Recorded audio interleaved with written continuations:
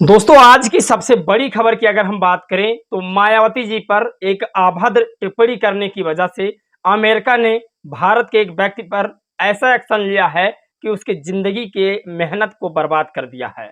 आपको बता दें मायावती जी की छवि इंटरनेशनल तौर पर मानी जाती है। आपको बता दें 10 साल बहुत ज्यादा स्ट्रगल करने के बाद नरेंद्र मोदी को इंटरनेशनल के लोग जानने लगे, लेकिन मायावती जी ने सिर्फ यूपी में शासनकाल चलाया, कानून व्यवस्था, लॉ एंड ऑर्डर, उसकी वजह से पूरे देश में और विदेश में भी मायावती जी एक ऐसी लेडी के तौर पर मानी जाती हैं जो एक दलितों की देवी और सर्व समाज की जो है हितैषी रक्षक के तौर पर उन्हें लोग जानते हैं। आज जिस तरह से विदेशी कानून मंत्रियों ने आज भारत के कुछ लोगों पर ऐसा एक्शन लिया है जो काबिल तारीफ है। कुछ लोग मायावती जी के प्रति गलत अफवाहें फैलाते हैं, उसको लेकर के विदेशी लोगों ने एक्शन लिया है। ये सबसे बड़ी बात है। लेकिन आज हम आपको बताएंगे कि 45 घंटों के लिए नरेंद्र मोदी जी मेडिटेशन करने के लिए पहुंच चुके हैं। ऐसा मेडिटेशन शायद मैंने ज़िंदगी में पहली बार सुना है। आपको बता दें मेडिटेशन ऐसा जो 20-20 कैमरों के एंगल से उसे शूट किया जाएगा। लेकिन सबसे बड़ी खबर यह है कि मायावती ने जैसे अपने आकाश आनंद जी को बीएसपी का उत्तराधिकारी बनाया, दलित समाज के कुछ लोगों के अंदर पेट में अलग सा दर्द होने लगा जिसका कोई इलाज नहीं है। आपको बता दें तृणमूल कांग्रेस के जो ममता बनर्जी जी हैं उनके भतीजे को 3-3 बार सांसद बना चुकी हैं, वो चौथी बार इस बार फिर से रेस में हैं, लेकिन उन्हें या उनके ऊपर कोई उंगली नहीं उठाएगा। ये सबसे बड़ी खबर है। आज ऐसे कई बड़ी खबर है जिस पर बातचीत करेंगे जो हमारे आपके लिए पूरे देश के लिए बहुत हित की खबर है। तो चलिए आज की वीडियो शुरू करते हैं और इन तमाम खबरों पर नजर डालते हैं। नमस्कार दोस्तों, मैं हूं पराग और आप सभी का स्वागत है हमारे एक नए एपिसोड में। साथियों, उत्तर प्रदेश के सीएम योगी आदित्यनाथ ने आज कंगना रनौत के प्रति इतना संवेदना जताई है। उन्होंने कहा कि कंगना रनौत महारानी पद्मावती से कम नहीं है, महारानी वीरांगना से कम नहीं है। अगर इन्हें लक्ष्मीबाई कहा जाए तो शायद ये कम नहीं होगा।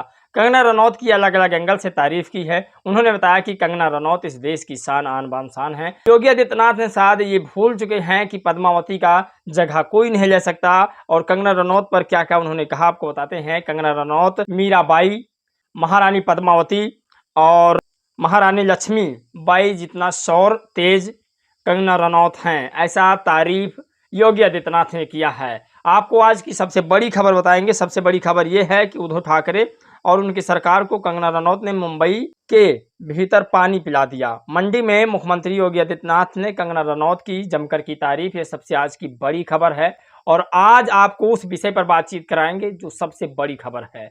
दोस्तों, मायावती जी को लेकर के दलित समाज भी अभद्र टिप्पणी करने लगता है। वो दलित समाज जिनकी मायावती जी ने इतनी मेहनत करके उन्हें बाहर इस जो ये मनुवादी गंध है उससे बाहर निकाला है।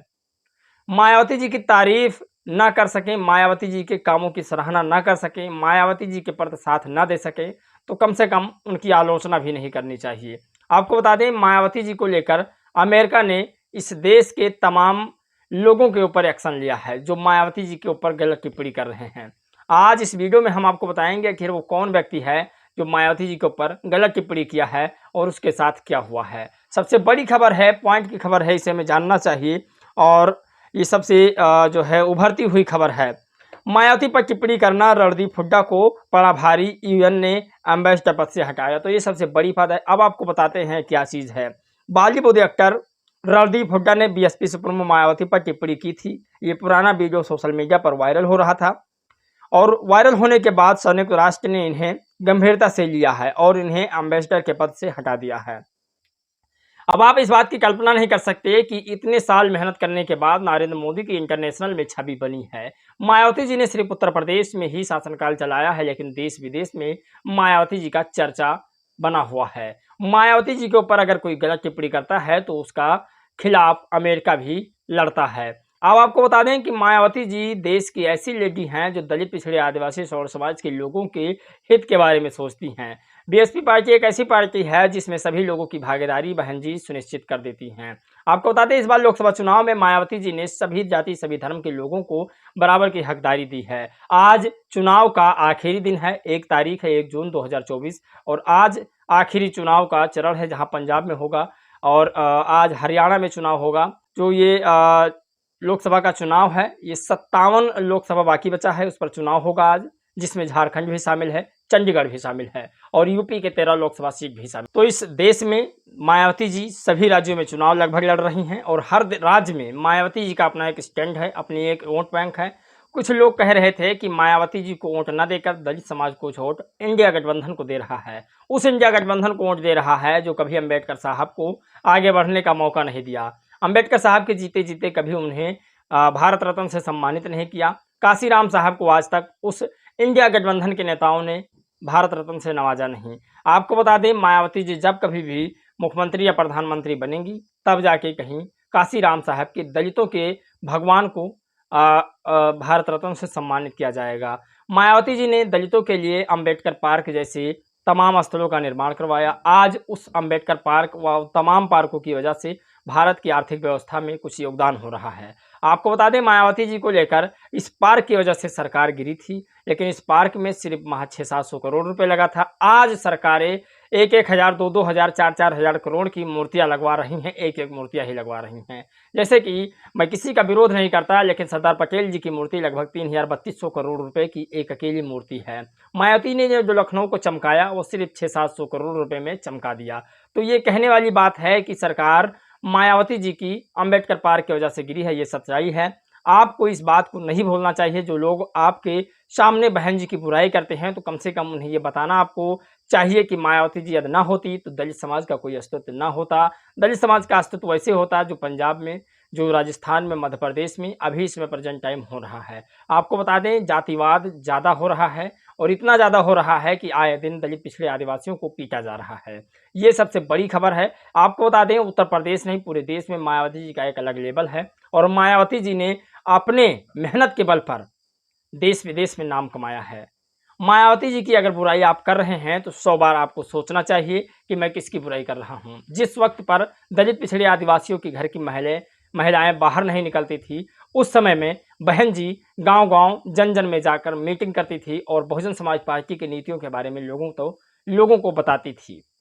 आज ये सबसे बड़ी खबर बन चुकी है। लेकिन अगर सबसे बड़ी खबर की और बात करें तो विवेकानंद रॉक मेमोरियल में ध्यान मुद्रा में बैठे पीएम मोदी अगले 45 घंटों तक नहीं खाएंगे अन्न का एक भी दाना। 20 कैमरे लगाकर इस ध्यान को शूट किया जाएगा। आपको बता दें, भगवान बुद्ध ने कहा कि जब आप अपना ध्यान केंद्रित करते हैं तो आपको अन्न पानी किसी चीज़ की ज़रूरत ही नहीं पड़ती है। जब आपका ध्यान बटा रहेगा तो आप मेडिटेशन सही से नहीं कर सकते हैं। आप बताइए, भगवान बुद्ध सही हैं या 20 कैमरे लगाकर प्रधानमंत्री जी उस वीडियो को शूट कराते हैं, उसके बाद पब्लिक पर डलवा देते हैं पब्लिक के लिए? तो कैसे मेडिटेशन हुआ, आप लोग ज़रूर बताइएगा। आज सबसे बड़ी खबर बताते हैं कि मायावती जी ने जैसे अपने भतीजे आकाश आनंद को बीएसपी का उत्तराधिकारी बनाया, दलित समाज, सर्व समाज के लोगों के पेट में दर्द होने लगा। आपको बता दें, मायावती जी अपने भतीजे के ऊपर से ज़्यादा किसी के ऊपर विश्वास नहीं करती हैं, क्योंकि उन्होंने कई लोगों को मुख्यमंत्री पद का चेहरा भी बनाया, कई लोगों को प्रदेश का राष्ट्रीय अध्यक्ष बनाया, लेकिन उन्हें उन लोगों ने धोखा देकर अपने रास्ते निकल लिए। इसीलिए मायावती जी अपने भतीजे आकाश आनंद को बीएसपी का राष्ट्रीय कोऑर्डिनेटर और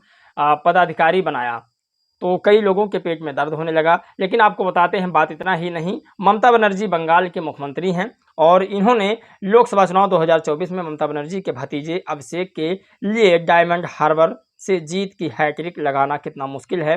आपको बता दें, इस इलाके में 15 साल से तृणमूल कांग्रेस सांसद होने के बावजूद ग्रामीण इलाकों में सड़कों और पानी की समस्या है। लेकिन इस बार विपक्ष ने यहाँ कमजोर उम्मीदवार उतारकर पार्टी के उम्मीदवार अभिषेक बनर्जी की हैट्रिक की राह बेहद आसान बना दी है। तो इस पर कोई उंगली नहीं उठाएगा, क्योंकि ये एक ब्राह्मण समाज से आती हैं ममता बनर्जी जी, जो कि मायावती जी एक दलित समाज से आती हैं, इसलिए दलित समाज के लोग भी उनके पैर को खींचने में लग जाते हैं। मायावती जी को अपने मेहनतों से बीएसपी में जगह मिली है। मायावती जी इतनी मेहनती, इतनी कर्मठी व्यक्ति हैं, इसीलिए काशीराम साहब ने उन्हें अपने बीएसपी पार्टी का उत्तराधिकारी चुना था। किसी और को क्यों नहीं चुना? क्योंकि उस समय पर भी बहुत सारे लोग हुआ करते थे। काशीराम साहब ने क्यों मायावती को चुना? क्योंकि मायावती जी के प्रति उनको विश्वास था कि ये कभी भी बीएसपी को धोखा नहीं देंगी, और वही आज हो रहा है। खैर, आज की एक सबसे बड़ी खबर और बताते हैं कि कांग्रेस पार्टी को अब गांधी के नाम पर वोट नहीं मिल रहा है। अब बाबा साहेब डॉक्टर भीमराव अम्बेडकर के नाम पर वोट मिल रहा है, इसीलिए वो बाबा साहेब के संविधान और बाबा साहेब की मूर्तियां, बाबा साहेब की तस्वीरों की बात कर रहे हैं। तो ये आज की सबसे बड़ी खबर है। और आप लोगों को क्या लगता है, मायावती जी के प्रति जो टिप्पणी कर रहे हैं वो सही है? जो दलित समाज मायावती जी की आलोचना कर रहा है वो सही है? आप लोग अपनी प्रतिक्रिया जरूर दीजिएगा दोस्तों। इस वीडियो में दोस्तों बस इतना ही। जय भीम, नमो बुद्धाय।